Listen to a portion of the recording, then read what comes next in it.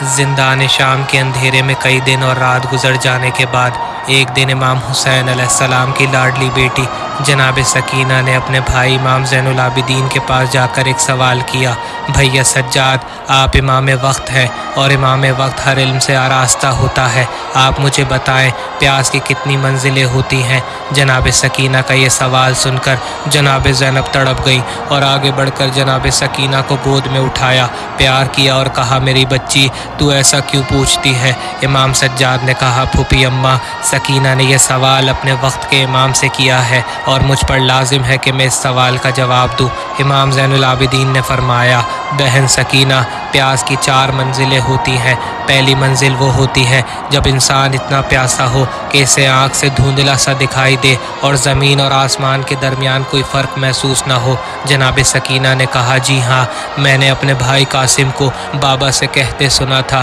چچا جان، میں اتنا پیاسا ہوں کہ مجھے زمین سے آسمان تک صرف دھواں سا دکھائی دیتا ہے۔ امام زین العابدین نے فرمایا، سکینہ، پیاس کی دوسری منزل وہ ہے جب کسی شخص کی زبان سوکھ کر تالو سے چپک جائے۔ جناب سکینہ نے کہا، جی ہاں، جب بھیا علی اکبر نے اپنی خشک زبان بابا کے دہن میں رکھ کر باہر نکالی تھی اور کہا تھا، بابا آپ کی زبان تو میری زبان سے بھی زیادہ خشک ہے، پھر شاید میرے بابا پیاس کی دوسری منزل پر تھے۔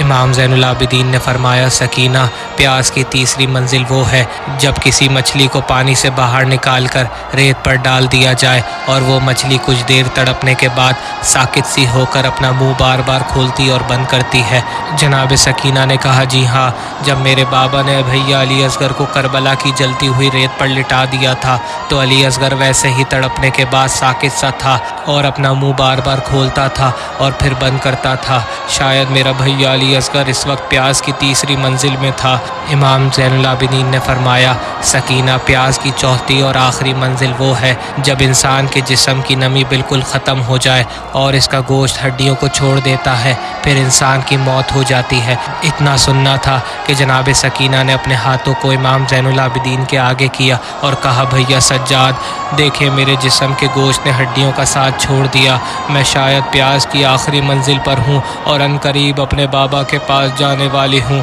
جناب سکینہ کے یہ الفاظ سن کر قید خانے میں ایک کوہرام برپا ہو گیا۔